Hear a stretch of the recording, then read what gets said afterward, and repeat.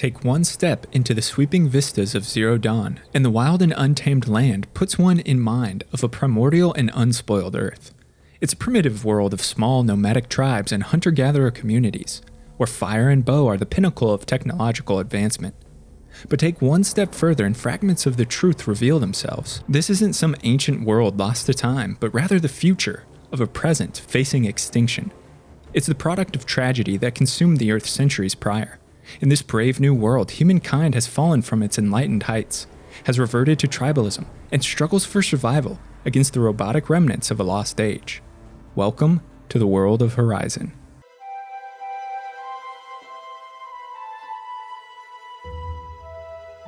Hey lore lovers, my name's Eric and welcome to the Lorebrarians YouTube channel, where we share the lore and stories behind many fantasy settings to strengthen the connection between people and their passions.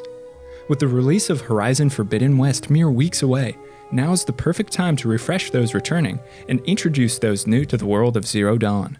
This series will cover the setting, the history, and the stories of the world, granting you the tool of knowledge as you embark on your quest to uncover the truths of Horizon. But before we begin, I want to give a huge thanks to all of my supporters over on Patreon.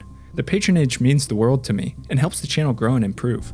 And if you're interested in joining the Lore Luminaries, check us out on patreon.com/thelorebrarians to gain access to me, get video drops a day early, copies of the script, and to join a growing community that shares your passion for lore. The support is much appreciated. Alright, time to ready our focus and prepare our hunter's bow. Let's dive in.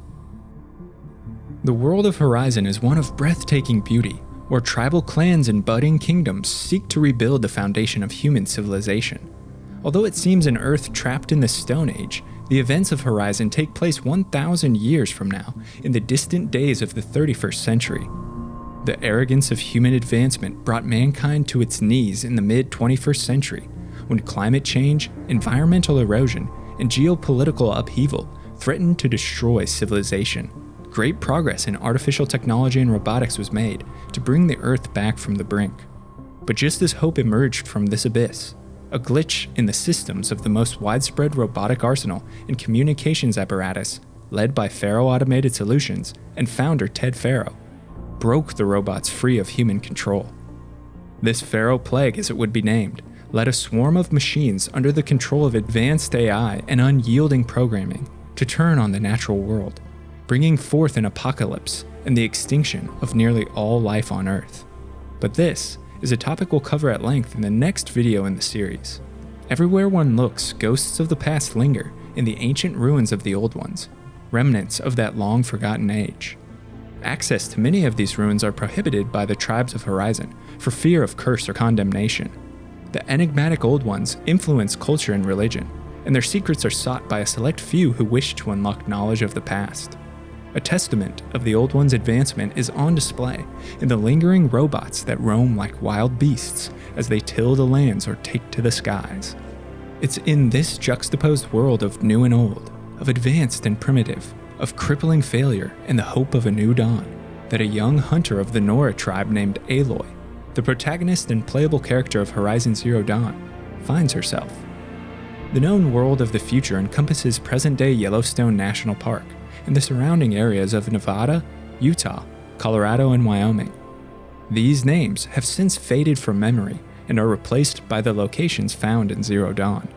There are several regions in the world of Horizon, each with its own climate and ecosystem, its own ancient ruins, its own tribes, and machines that roam the land. We begin in the southeast with the Sacred Lands. Surrounded on nearly all sides by an impenetrable mountain range, the Sacred Lands offer both isolation and protection for the Nora tribe that dwell within. This region is touched by snows and frosts that thaw into life-giving springs. Nora villages such as Mother's Heart and Mother's Cradle nestle close to the silver mountainsides of the Embrace, while outposts such as Mother's Crown mark the Sacred Lands' furthest extension north and east. Beyond lies the Valley Meet, a buffer between the Nora and the reach of another tribe known as the Karja Sundom. This flat and forested land is so named due to the network of large valleys that intersect at the foot of the mountains. A harrowing journey north of the Sacred Lands leads to the inhospitable region of Ban-Ur and the Cut, where little grows under snow-capped mountains and freezing glaciers. Only the hardiest survive here, plant and animal life is scarce. The nomadic tribes of the Banuk dauntlessly accept the challenge of survival presented by these lands. Several pockets of geothermal geysers and hot springs take the chill from the bone and offer respite for traveling clans. This location is heavily featured in the Frozen Wilds DLC for Horizon Zero Dawn. To the west of Ban-Ur lies the Claim, a mountainous and rugged region shrouded in mystery and unexplorable in the game. These mountains are the tribal land of the Oseram, an industrious and curious people whose obsession with smithing has afforded them the rudiments of metallurgy. The breakwalls and settlement of Pitchcliff mark the Oseram's southern border. The Claim contains a vast array of ancient ruins that the tribe excavate to glean knowledge from the old ones.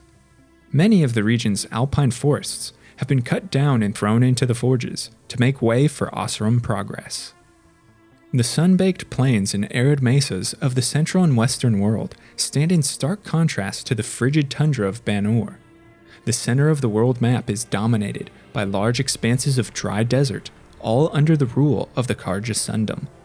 Frontier encampments and solitary outposts extend the Sundom's reach to the borders of Valleymeet in the east and the Claim to the north. The rocky outcroppings of the sun steppes and sun furrows are home to some of the Karja's favored hunting grounds, where they can test their skills against machine quarry. Further south, the steppes become the Gatelands, which themselves give way to the true majesty of the Sundom, the Jewel. The Jewel is a lush paradise where primordial jungles and rushing waters provide abundance for the Karja tribe.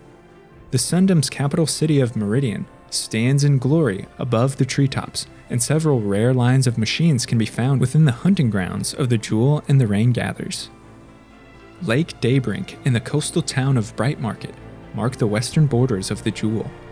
The northern shores of the lake belong to the region of Rustwatch, which is currently held by the splinter faction known as the Shadow Karja, who rule from their fortress of Sunfall. Beyond lies the Daunt, the most westerly location of the known world. Further yet lies the Forbidden West, a mysterious and uncharted land, knowledge about which is dominated by superstition. Few who venture into the Forbidden West return. It's a place of savagery and danger, a land whose truths will be discovered in the upcoming Horizon Forbidden West game. From this fresh canvas of the world, wiped clean by time and tragedy, the children of Zero Dawn emerge to reclaim the land for humanity. There are several tribes present in the world of Horizon, each with unique culture, traditions, and communities, and each with their own swath of territory.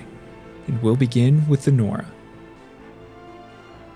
To the south and east dwell the Nora tribe, deep in the heart of the sacred lands and Mother's Embrace. Their oral traditions have long passed down the birth of the clan from a benevolent and sheltering goddess named Allmother, which has led to the development of a matriarchal society where wise women and village elders shepherd their people.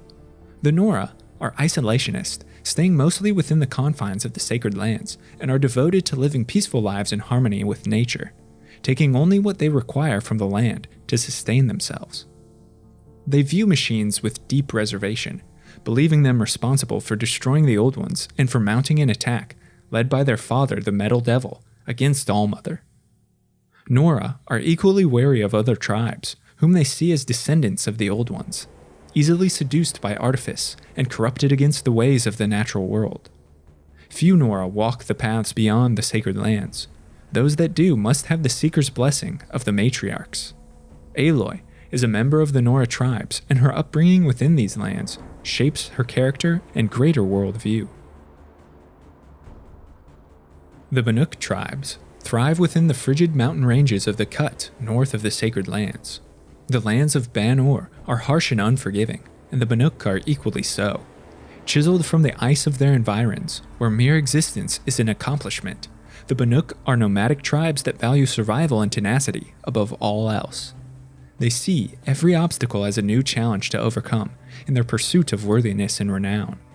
To this end, Banuk have some of the most skilled warriors among the tribes of Zero Dawn, and it's those with the highest accolades that chart the course for the rest of the tribe.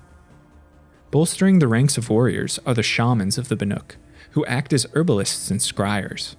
They are also artificers that interact most with the machines of the land. Banuk believe humans and machines are interconnected through the blue light, and the shamans attempt to lead their clans to live in accordance with it. They revere machines at times, hunt them at times, and always see the spiritual connection that links man and metal. The Banuk color themselves with vibrant dyes and stains that they gather from the rock of geothermal pools dotting the landscape to mark accolades, recognition, and other important signals of status. Banuk are viewed as mysterious wanderers from distant lands by many of the other tribes. Perhaps the most technologically advanced tribe, and that with the deepest understanding of the ways of the Old Ones, is the Asuram. The Asuram are metallurgists and smiths known across the lands for their exquisite craftsmanship, their superior steel, and their powerful weaponry. They spend much of their days delving into the ruins of the Old Ones to salvage material and conduct archaeological investigations that will further their own mastery over metal. Asuram reside within the claim, an area north of the arid plateaus of the Sun Steppes, but many leave their lands and the capital of Mainspring to peddle wares and uncover secrets of ruined sites. The Asuram are a grouping of independent clans and family lines that have loosely affiliated themselves into a coalition, and indeed, culture more than any law or oath ties Asuram together. Inquisitive by nature and seeking freedom through creative expression, the Asuram were the first among the tribes to plunge the depths of the Old One's ruins, which are prevalent throughout the claim. The information gathered has led Asuram smiths to develop their own metals and alloys rather than rely on parts scavenged from machines, which are then used to fashion the most powerful weapons and durable armor among any of the tribes. Asuram are also master builders. Their work gangs and skill in architectural design helped create the structures found within the Karja Sundom. The feats of the Asuram spread as far as its people, hawkers and smiths that travel across all the lands in search of work, wares, and greater ruins. The last of the tribes is also the most expansive, with a mind for conquest, for martial glory, and for human advancement. The Karja are the only tribe that rightly call themselves an empire, for they rule the vast swath of land in the center of the world. Their reach extends from the Day Tower in the east to Sunfall in the west, from the Jewel in the south to the Sun Steppes in the north, and blankets all lands between. The seat of Karja power lies within their capital city of Meridian, where their king guides his people and dispenses justice. The sun is central to culture and society within the Karja. They worship it as a deity, name their landmarks after it, and their ruler, the Sun King, is believed to be a divine representative of the sun. With their focus on illumination, it's fortuitous that the Karja are the most culturally advanced and enlightened tribe in Zero Dawn. They view the Nora and Banuk of the East as primitive barbarians, unaccustomed to the trappings of organized society. Unlike many other tribes, the Karja have established permanent urban dwellings that most closely resemble the cities of the Old Ones to house their budding population. No longer struggling for mere survival, the Karja have taken up leisure activities, including machine hunting for sport. Hunters' grounds can be found throughout the Sundom and are administered through the Hunter's Lodge. For all its glistening glory, the Karja Sundom is plagued by a growing shadow. A splinter faction of the tribe, known as the Shadow Karja and loyal to the old deceased Sun King, has grown to prominence and embroiled the Sundom in open civil war. Dressing themselves in black and red, the Shadow Karja are seen as violent and extreme zealots by their Sun Karja counterparts. They hold fast to their beliefs of superiority, view the current regime as soft and weak, and seek to restore their eminence over the other tribes through conquest and bloodshed. The Shadow Karja hold the citadel of Sunfall at the western fringes of the Sundom. A tentative peace has been established between the warring factions, but the lands of Karja remain a tinderbox, needing only a spark to reignite the fires of violence. Strange creatures and beasts of metal roam the lands and dwell alongside the tribes of Horizon. They come in myriad shapes and sizes, but most mimic the appearance of animals of the Earth's past. These machines are vestiges of Project Zero Dawn, the super AI Gaia's terraformers, responsible for once more transforming the world into one hospitable for humans. Most of the machines present in the world continue their task directly, harvesting resources, cultivating the land, and neutralizing toxins, They're part of the acquisition class of robots, and we can see creatures like the Grazer and Lancehorn tilling the earth, while others such as the Rockbreaker are responsible for mining substances for use in the creation of new machines, and the Scrapper uses its sharp mandibles and lasers to recycle worn or broken robotics. Gaia's terraformers load their materials onto machines of the transport class, which then deliver them to their intended destination. Creatures such as the Bellowback and Shellwalker belong to this subsidiary function. This overlapping synergy of purpose between the machines has led to the successful terraforming of the Earth and reintroduction of flora and fauna. But even for machines, the world of Horizon is dangerous, and human tribes have learned the value of parts or materials robots possess. They lead hunting sorties against Gaia's caravans to destroy and harvest what they can to create their own goods. To protect the terraformers, small machines scout the terrain ahead to alert of threats or locations rich with natural resources. When human tribes grow too aggressive, Gaia and its subordinate functions unleash destructive machines to defend the others. These ferocious beasts, equipped with a devastating and aggressive arsenal of weaponry, take the fight to humanity. The role of machines is misunderstood by the tribes of Horizon, who view them as enigmatic remnants of the old ones, creatures of the natural world, and everything in between. But human curiosity has unearthed a darker side of AI and machinery. Robots from the old Pharaoh Automated Solutions military chariot line have awoken, corrupted and intent on the consumption of organic matter. These living relics are dark, heavily armored, and intimidating in appearance. They use their old bioconversion technology to feed off the land and corrupt Gaia's machines into following rogue programming. The emergence of such metal devils threatens the very existence of life on Earth. It's in this fledgling world, already teetering on the brink, that the story of Aloy unfolds. Born of mysterious circumstances, Aloy is raised by the Nora outcast Rost, but she isn't content to spend her life in the tranquil sacred lands. She yearns for adventure and discovery. She seeks to understand the old ones, and she has a deeper purpose that burns brightly, the purpose for which she was born. Aloy uses the technology known as a focus to interpret the ruins of the old ones left behind and uncover the secrets of the past. All the while, she's propelled into the intrigues and conspiracies of powerful characters with dubious motives as they also seek the cursed knowledge of old.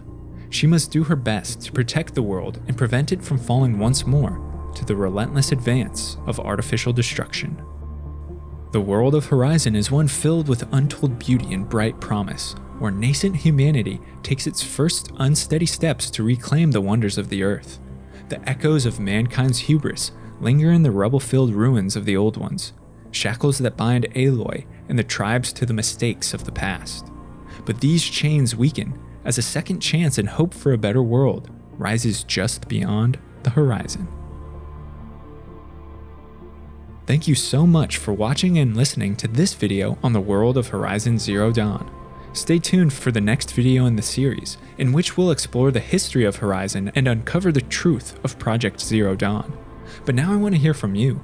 Let me know your thoughts on Zero Dawn as well as suggestions for future videos in the comments below. And if you're a fan of lore and storytelling, consider subscribing to the channel or checking out the podcast where content is uploaded frequently.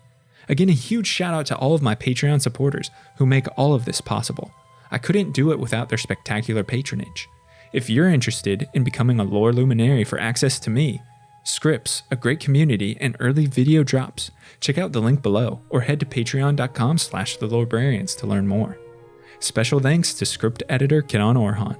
Until next time, go forth and explore the lore.